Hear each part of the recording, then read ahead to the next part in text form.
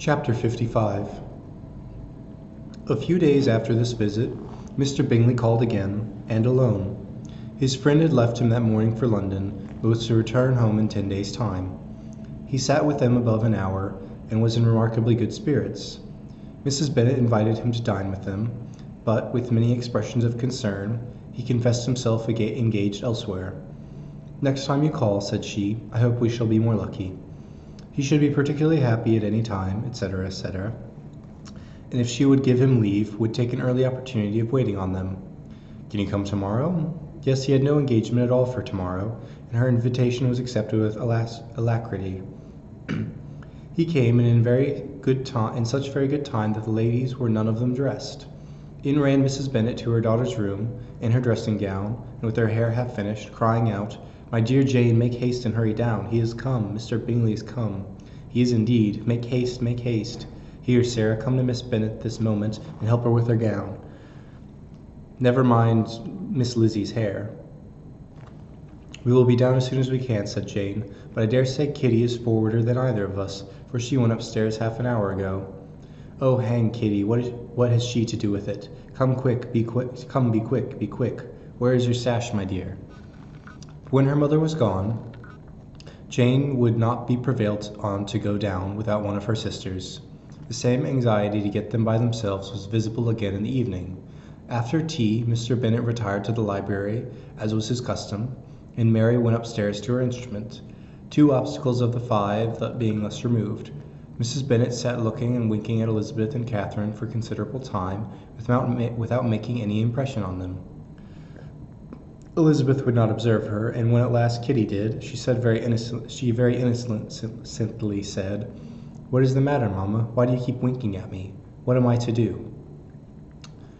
"Nothing, child, nothing. I did not wink at you." She then sat still 5 minutes longer, but unable to waste such a precious occasion, she suddenly got up and saying to Kitty, "Come here, my love, I want to speak to you," took her out of the room. Jane instantly gave a look to Elizabeth, which spoke her distress at such premeditation, and her entreaty that she would not give in to it. In a few minutes, Mrs. Bennet half opened the door and called out, "Lizzie, my dear, I want to speak with you." Elizabeth was forced to go. "We may as well leave them by themselves, you know," said her mother as soon as she was in the hall. "Kitty and I are going upstairs to sit in my dressing room." Elizabeth made no attempt to reason with her mother, but remained quietly in the hall till she and Kitty were out of sight, then returned into the drawing-room. Mrs. Bennet's schemes for this day were ineffectual. Bingley was everything that was charming, except a professed lover of her daughter. His ease and cheerfulness rendered him a most agreeable addition to their evening party, and he bore with the ill-judged officiousness of the mother, and heard all her silly remarks with a forbearance and command of countenance particularly grateful to the daughter. He scarcely needed an invitation to stay supper, and before he went away an engagement was formed, chiefly through his own and Mrs. Bennet's means, for his coming next morning to shoot with her husband. After this day, Jane said no more of her indifference. Not a word passed between the sisters concerning Bingley, but Elizabeth went to bed in the happy belief that all must speedily be concluded, unless Mr. Darcy returned within the stated time. Seriously, however, she felt tolerably persuaded that all this must have taken place with that gentleman's concurrence. Mr. Bingley was punctual to his appointment, and he and Mr. Bennet spent the morning together as had been agreed upon. The latter was much more agreeable than his companion expected. There was nothing of presumption or folly in Bingley that could provoke his ridicule, or disgust him into silence, and he was more communicative and less eccentric than the other had ever seen him. Bingley, of course, returned with him to dinner, and in the evening Mrs. Bennet's invention was again at work to get everybody away from him and her daughter. Elizabeth, who had a letter to write, went into the breakfast-room for that purpose soon after tea, for as the others were all going to sit down to cards, she would not be wanted to counteract her mother's schemes. But on returning to the drawing-room when her letter was finished, she saw, to her infinite surprise, there was reason to fear that her mother had been too ingenious for her. On opening the door, she perceived her sister and Bingley standing together over the hearth, as if engaged in earnest conversation, and had this led to no suspicion, the faces of both, as they hastily turned round and moved away from each other, would have told it all. Their situation was awkward enough, but hers, she thought, was still worse. Not a syllable was uttered by either, and Elizabeth was on the point of going away again, when Bingley, who as well as the other had sat down, suddenly rose, and whispering a few words to her sister, ran out of the room. Jane could have no reserves from Elizabeth, where confidence would give pleasure, and instantly embracing her, acknowledged, with the liveliest emotion, that she was the happiest creature in the world. "'Tis too much," she added, "by far too much. I do not deserve it. Oh, why is not everybody as happy?" Elizabeth's congratulations were given with a sincerity, a warmth, a delight, which words could but poorly express. Every sentence of kindness which was a fresh source of happiness to Jane, but she would not allow herself to stay with her sister, or say half what remained to be said for the present. "I must go instantly to my mother," she cried. "I would not on any account trifle with her affectionate solicitude, or allow her to hear it from anyone but myself. He is gone to my father already. Oh, Lizzie, to know that what I have to relate will give such pleasure to all my dear family. How I shall bear so much happiness." She then hastened away to her mother, who had purposely broken up the card table, and was sitting upstairs with Kitty. Elizabeth, who was left by herself, now smiled at the rapidity and ease with which an affair was finally settled, that had given them so many previous months of suspense and vexation. "And this," said she, "is the end of all his friend's anxious circumspection, of all his sister's falsehood and contrivance. The happiest, wisest, and most reasonable end." In a few minutes she was joined by Bingley, whose conference with her father had been short and to the purpose. "Where is your sister?" said he hastily as he opened the door. "With my mother upstairs. She will be down in a moment, I dare say." He then shut the door, and coming up to her, claimed the good wishes and affection of a sister.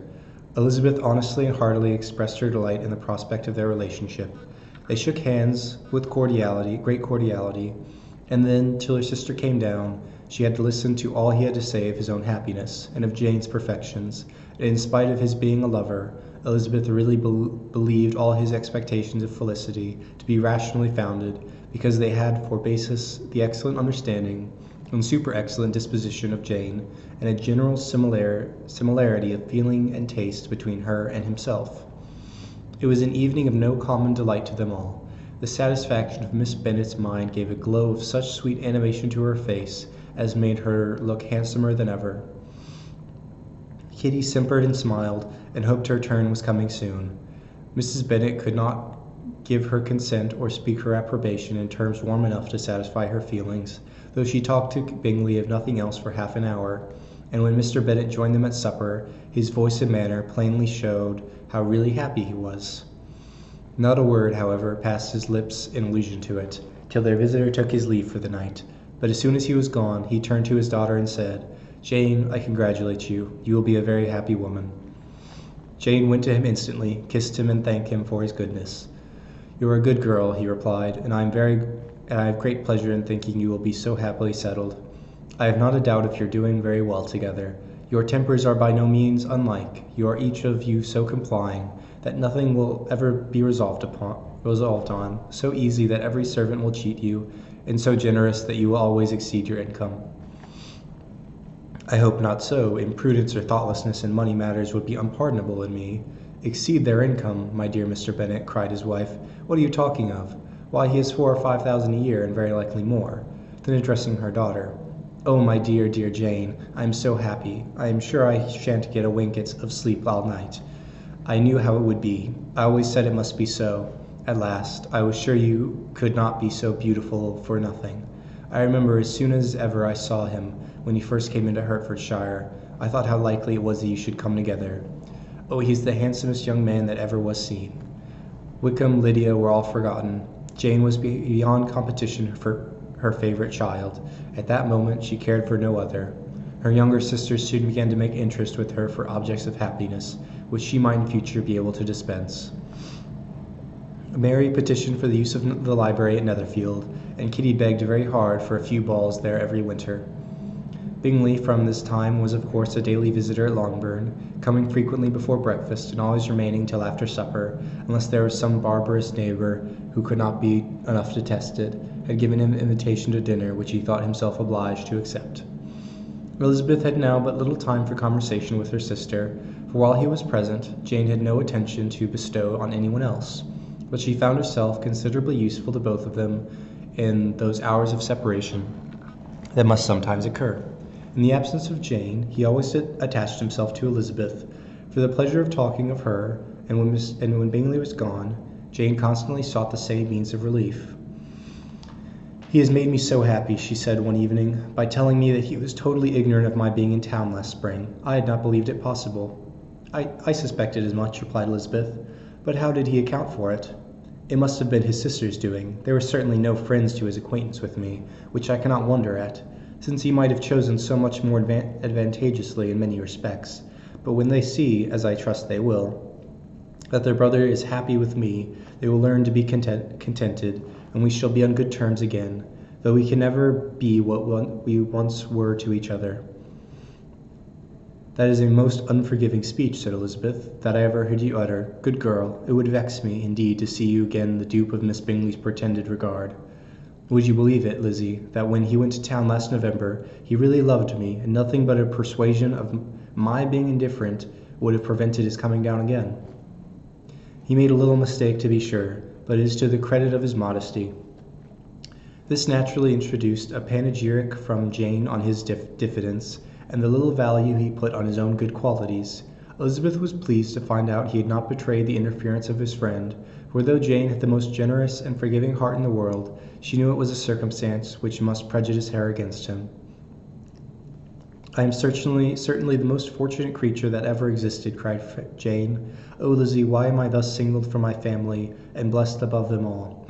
If I could but see you as happy, if there were but such another man for you!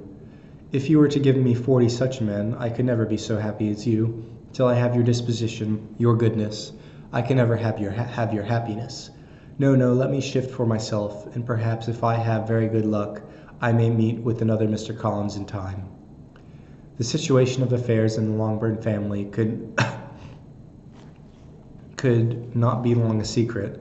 Mrs. Bennet was privileged to whisper it to Mrs. Phillips, and she ventured without any permission to do the same by all her neighbours in Meryton. The Bennets were speedily pronounced to be the luckiest family in the world, though only a few weeks before, when Lydia had first run away, they had been generally proved to be marked out for misfortune.